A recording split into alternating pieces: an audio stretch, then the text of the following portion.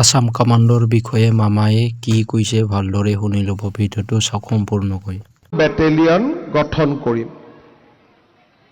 ইয়াৰ পূৰ্বে ৰাজ্যত এটা কামাণ্ডো বেটেলিয়ন আছিল আৰু তাৰ হেডকোৱাৰ্টাৰ আছিল কামৰূপ জিলাৰ মাণ্ডাকাটাত। যিহেতু 5টা আৰু নতুন বেটেলিয়নৰ আমি নিৰ্মাণৰ সিদ্ধান্ত লওঁ, আমি দেশৰ নিৰাপত্তা আৰু অসমৰ প্ৰতি থকা বিভিন্ন ভাবুকি আৰু সীমান্ত অঞ্চলৰ দৃষ্টিভংগীৰে হাইলাকান্দিৰ দামচেৰা, কাৰ্বি আলঙৰ দলদলি, শিৱসাগৰৰ গেলেকী, বিশ্বনাথৰ পাভৈ আৰু তিনিচুকীয়াৰ অম্বিকাপুৰত আমি কামাণ্ডো বেটেলিয়নসমূহ নিৰ্মাণ কৰাৰ সিদ্ধান্ত লৈছিলোঁ।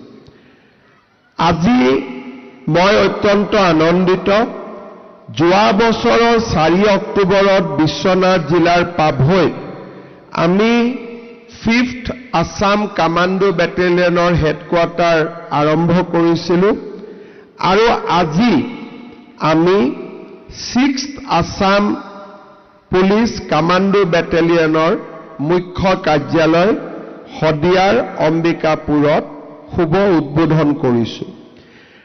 331 বিঘা মাটিত নিৰ্মিত এই কামাণ্ডো বেটেলিয়নত 400 জন কামাণ্ডো থাকিব পাৰিব আৰু ইয়াতে আধুনিক বেৰেকৰ উপৰিও 149টা আৱাসিক কোৱাৰ্টাৰ নিৰ্মাণ কৰা হৈছে। ইয়াৰ উপৰিও parade ground, shooting range, drill said আদিৰো ব্যৱস্থা কৰা হৈছে। 10খন বিচনাযুক্ত এখন চিকিৎসালয় আৰু এখন প্ৰাথমিক বিদ্যালয়ৰো ইয়াত ব্যৱস্থা কৰা হৈছে। নামঘৰ আৰু বেংকৰ ট্ৰেঞ্জেকশ্যনৰ বাবে ইয়াত ATMও নিৰ্মাণ কৰা হৈছে। আমাৰ দৰে এখন ৰাজ্যত 6টাকৈ কামাণ্ডো বেটেলিয়ন নিৰ্মাণ কৰিব পৰাটো এটা গৌৰৱৰ বিষয়।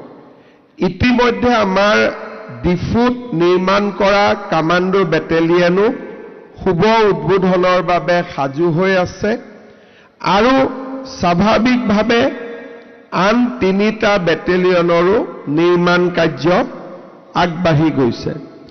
কিন্তু শদিয়াত নিৰ্মাণ হোৱা এই বেটেলিয়নই অসম অৰুণাচলৰ সীমান্ত অঞ্চলত এক নিৰাপত্তাৰ পৰিৱেশ সৃষ্টি কৰিব আৰু ইয়াত থকা ভূমি আদিত আমি অসম আৰক্ষীৰ প্ৰশিক্ষণৰ উন্নত মানদণ্ডৰো ব্যৱস্থা কৰিব পাৰিম। আৰু মই নিশ্চিত যে বেটেলিয়নটোক কেন্দ্ৰ কৰি আমাৰ অম্বিকাপুৰৰো আৰ্থ-সামাজিক বিকাশ আমি নিশ্চিতভাৱে দেখা পাম। সকলোতকৈ প্ৰয়োজনীয়, আপোনালোকে আজিকালি দেখা পাইছে যে অসম আৰক্ষীত যি ভেকেন্সি থাকে, প্ৰতি বছৰৰ ভেকেন্সি আমি প্ৰতি বছৰতে পূৰণ কৰোঁ। কেইটামান দিন আগতে আমি প্ৰায় 5,000 আৰক্ষী নিযুক্তি কৰিছিলোঁ আৰু এতিয়াও 5,000 আৰক্ষী পদ পূৰণৰ বাবে আমি ভৰ্তিৰ ব্যৱস্থা কৰিছোঁ।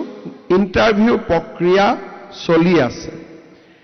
এই কামাণ্ডো বেটেলিয়নৰ উপস্থিতিয়ে শদিয়াৰ যুৱক যুৱতীক অসম আৰক্ষীত যোগদানৰ বাবে প্ৰেৰণা যোগাব আৰু আমিও এই বেটেলিয়নৰ যোগেদি ভৱিষ্যতৰ দিনত শদিয়াৰ যুৱক যুৱতীক অসম আৰক্ষীত অন্তৰ্ভুক্তি হ'বৰ বাবে প্ৰশিক্ষণৰো আমি ব্যৱস্থা কৰিব পাৰিম, যাতে ইয়াৰ যুৱক যুৱতীয়ে অসম আৰক্ষীত প্ৰৱেশ কৰিব পাৰে। অসম আৰক্ষীত যোৱা কেইটামান বছৰ ধৰি নিৰন্তৰ উন্নয়নৰ কাম আৰম্ভ হৈছে। লাচিত বৰফুকন পুলিচ একাডেমী, অসম আৰক্ষীৰ সেৱা পৰ্টেল, বাল্য বিবাহৰ বিৰুদ্ধে যুঁজ আদি বিভিন্ন ধৰণে অসম আৰক্ষীয়ে আজি নিজৰ প্ৰফেশ্যনেল গৌৰৱ অক্ষুণ্ণ ৰাখিব পাৰিছে।